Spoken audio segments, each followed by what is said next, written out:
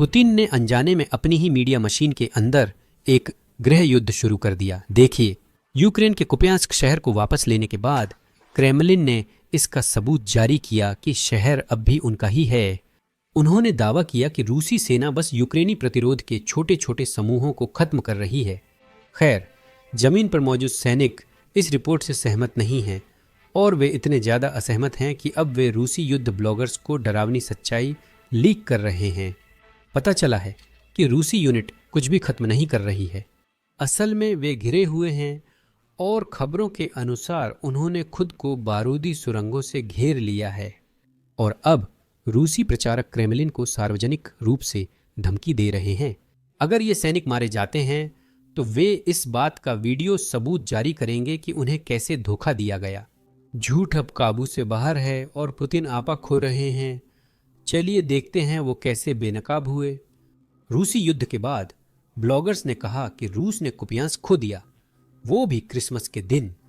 Kremlin ने उन्हें गलत साबित करने के सबूत जारी किए। उन्होंने यह वीडियो प्रकाशित किया और कहा, अरे देखो, हमारे सैनिक अभी भी शहर में हैं। ये वीडियो देखिए, फिर मैं समस्याएं बताऊंगा। मेरा कॉल साइन यूरिन है। मैं यूनिट 1427 की पहली कंपनी का कमांडर हूं। मैं कुपियांस्क में पेरवोगो माया स्ट्रीट पर अपनी यूनिट के साथ सफलतापूर्वक काम कर रहा हूं। हम मजबूती से शहर में अपनी पोजीशन पर खड़े हैं और रहेंगे। हम दुश्मन के छोटे छोटे गिरोहों को जो अपनी बिलों में छुपे हुए हैं लगातार नष्ट कर रहे हैं।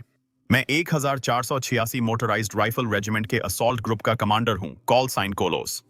मेरी unit Kupiansk milk canning plant में सफलतापूर्वक काम कर रही है। जैसा कि आप देख रहे हैं, यहां कोई एएफयू नहीं है और कभी होंगे भी नहीं। मैं 1855 का कंपनी कमांडर हूं। मेरा कॉल साइन ग्रेनाइट है। अभी मैं कुपियांस्क केंद्र में हूं। मेरी टीम सफलतापूर्वक कार्य कर रही है। जीत हमारी होगी, दुश्मन हारेगा। मैं 1843 की दूसरी कंपनी का कमांडर टाइफून हूं। हम कुपियांस्क में इमारतों और बेसमेंट्स को दुश्मन से साफ कर रहे हैं। अब एक वजह है कि ये सारे सैनिक एक कमरे में बैठे थे, क्योंकि कोई ऐसा चिन्ह नहीं था जिससे ये पुष्टि हो सके कि ये सैनिक वाकई कुपियांस्क में हैं। अगर आपको और सबूत चाहिए तो चिंता न करें। हमारे पास रूसी रक्षा मंत्रालय है, जिसने वीडियो के साथ एक बयान जारी किया। उन्होंने कहा कि कुपियांस्क रूसी नियंत्रण में है। रूसी सेना अब छोटी यूक्रेनी टुकड़ियों को नष्ट कर बिखरे दुश्मनों से इमारतों व तहखानों को साफ कर रही है। अब यह सच में काफी विश्वसनीय लगता है ना? क्योंकि जेलेंस्की शहर के केंद्र गए और उन्होंने साइन के सामने एक वीडियो रिकॉर्ड किया। रूसी बस ऐसी इमारतों में रिकॉर्ड कर रहे हैं जहां उनकी लोकेशन पता नहीं चलती। फिर भी जैसा आप अंदाजा लगा सकते हैं, रूसी मीडिया में कई लोग इस रिपोर्ट के बाद जश्न मनाने लगे। लेकिन रूस के अंदर हर कोई क्रेमलिन पर विश्वास नहीं कर रहा था। असल में बहुत सारे रूसी युद्ध ब्लॉगर थे, ऐसे लोग जिनका मोर्चे पर तैनात सैनिकों से सीधा संपर्क या नियंत्रण था। इन लोगों ने सार्वजनिक रूप से कहा कि क्रेमलिन और रूसी रक्षा मंत्रालय झूठ बोल रहे हैं और पुतिन को भी झूठ बता रहे हैं। अब ऐसा लगता है कि रूस के अंदर एक तरह का गृह युद्ध चल रहा है और ये युद्ध ब्लॉगर अपने खुद के सबूतों के साथ जवाब दे रहे हैं। इस रिपोर्ट में दिखाए लोग मिन्स्क में चाय पार्टियों में बिस्कुट खाते थे और कुपियांस्क में संकट रोधी बिस्कुट बनाने का आदेश भी वही देते थे। असल में रूस के कई टीवी होस्ट क्रेमलिन के नियंत्रण में हैं। कुछ लोग कह रहे हैं कि कुपियांस्क की असफलताओं के लिए ब्लॉगर जिम्मेदार हैं। बर्तन सामान्य पृष्ठभूमि में अलग दिखे। शानदार बदलाव की तारीफ करता हूं। अब मुझे लगता है कि यह कोई रूसी कहावत है या रूसी तरीके से कही गई रूसी बात है, जिसे मैं पूरी तरह से नहीं समझता, लेकिन मैं बाकी समझा दूंगा।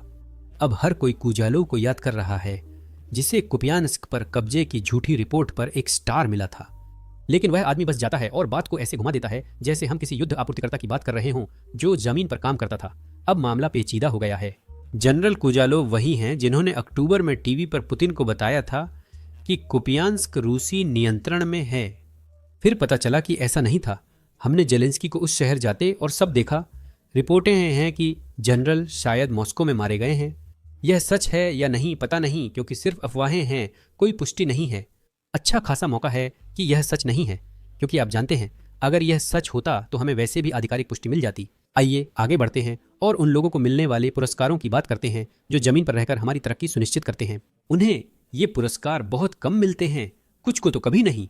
एक लेखक ऐसे कई उदाहरणों के बारे में जानता है फिर वे लोग भी हैं जो झूठी रिपोर्टें जमा करते हैं। यहाँ तक कि कई कार्मिक अधिकारी भी खुद को पुरुषों को उपाधियां देना शुरू कर चुके हैं। कई लोग मानते हैं कि यह तरीका पुरस्कार का मूल्य कम कर देता है। यह बात हमने पिछले वीडियो में कही थी, जिस पर कई रूसी विश्लेषक सवाल उठा रहे हैं। रूसी सिस्टम कुछ उल्टा ही बना हुआ है, जहां अगर आप फ्रंटलाइन पर क्या हो रहा है उसके बारे में झूठ बोलते हैं, अगर आप सिर्फ सकारात्मक रिपोर्ट दें तो आपको पुरस्कार और प्रमोशन मिलते हैं। लेकिन अगर आप सच बताते हैं या अगर आप कोशिश करते हैं कि कहें कि जो हमने पहले रिपोर्ट किया था वो गलत है, आपको सच में ऐसा करने की प्रेरणा नहीं है, है ना? सब झूठ बोलने को प्रेरित हैं और एक बार झूठ बोलने के बाद उसे सुधारने का मन नहीं करता। रूस में, मुझे नहीं पता आप जानते हैं या नहीं, गुरुत्वाकर्षण बहुत खतरनाक है, इसलिए लोग अपनी झूठ को सुधारने के लिए प्रेरित नहीं होते। अब हमारे विषय पर वापस आते हैं। सिर्फ रूसी युद्ध ब्लॉगर ही नहीं हैं जो इस नई क्रेमलिन रिपोर्ट का विरोध कर रहे हैं। यहाँ तक कि मोर्चे के रूसी सैनिक भी स्थिति की गंभीरता नहीं बता रहे हैं। इसी दौरान पुतिन यह दिखावा कर रहे हैं कि रूस जीत रहा है। तो इस क्लिप को देखिए, ये असल में एक रूसी सैनिक की तरफ से है। मैं तोपखाने के साथ हूँ। मैं असल में आर्टिलरी बाल्टिक फ्लीट कालिनिनग्राड से हूँ और मैं खुद वहां रहता हूँ। मैं मूल रूप से स्नैप्स्कोए से हूँ, तो मेरे लोग पहले ही कुपियांस्क के पास पहुंच चुके हैं। मूल रूप से यह दिशा शांत है।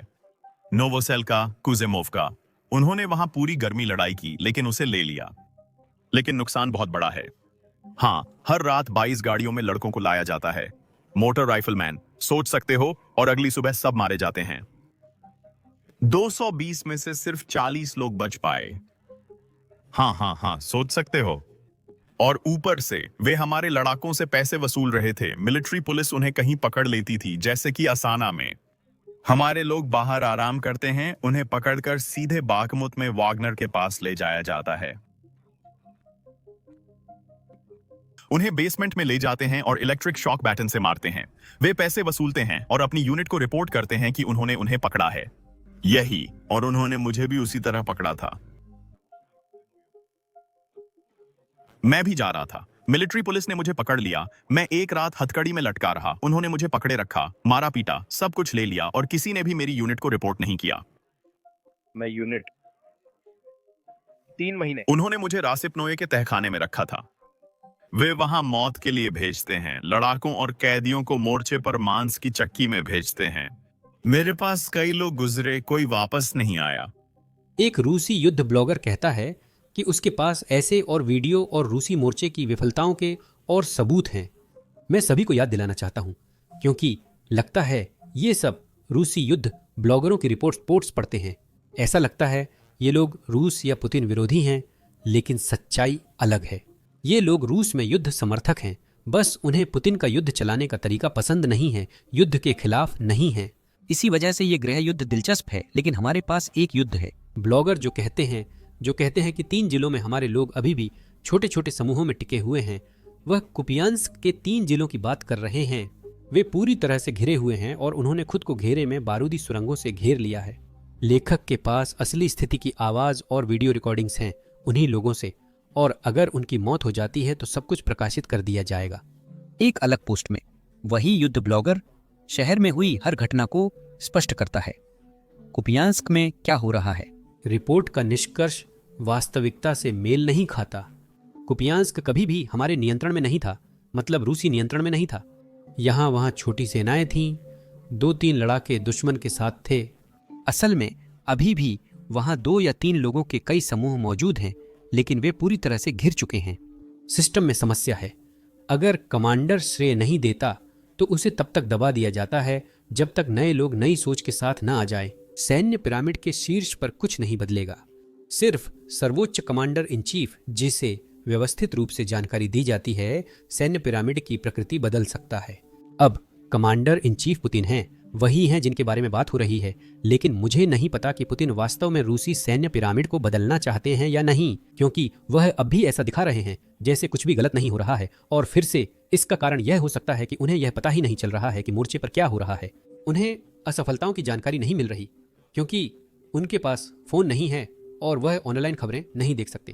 फेडरल सिक्योरिटी सर्विस एजेंट्स या उनके दोस्त जो भी बताते हैं वही उनकी जानकारी है। शायद वे झूठ बोल रहे हों। फिर भी लगता है वह अपनी बातों में ही खोए हैं, क्योंकि एक नई प्रेस कॉन्फ्रेंस में जो उन्होंने अभी की है वह यूक्रेन को चेतावनी दे रहे हैं, कह रहे हैं कि अगर यूक्रेनियन ने आत्मसमर्पण नहीं किया तो वह डोनबास पर कब्जा कर लेंगे। सैन्य रूप से जिन शहरों पर रूसी सेना का नियंत्रण है, वहां से लोगों को निकाला जा रहा है। इस रिपोर्ट को देखें। लेकिन आज आपकी रिपोर्ट्स को देखकर और जिस गति को हम संपर्क रेखा पर देख रहे हैं, उसे देखकर हमारी रुचि यूक्रेनी सैन्य टुकड़ियों को उन क्षेत्रों से वापस बुलाने में जिन पर वे अभी भी काबिज हैं, अब लगभग शून्य हो गई है। असल में ये क्षेत्र कई पूरी तरह से अलग अलग कारणों से। और अगर कीव प्रशासन इस मामले को शांतिपूर्वक समाप्त करना नहीं चाहता, तो हम विशेष सैन्य अभियान के दौरान अपने सामने सभी कार्यों को सैन्य तरीकों से पूरा करेंगे।